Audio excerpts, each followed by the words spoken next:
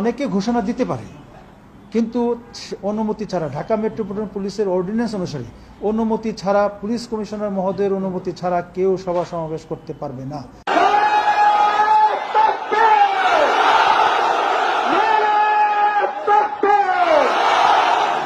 শান্ত শীতল ভূভাগে যে আগুন ধরালো, ভাতৃপ্রতিম সমাজ ধারায় হিংসা ছড়ালো, সেই স্বৈরাচারীর দের কবর রক্তে নাচুক তপ্ত খবর প্রাণ যদিও যায়। কাজে জামাত এই ধরনের একটি রাজনৈতিক দল বা তথাকথিত রাজনৈতিক দলকে সভা সমাবেশের অনুমতি দেওয়ার কোনো প্রশ্নই ওঠে না, এবং তাদেরকে মাঠে যদি তারা আসতে চায় তাহলে তাদেরকে পুলিশ কিন্তু ফেস করে আসতে হবে।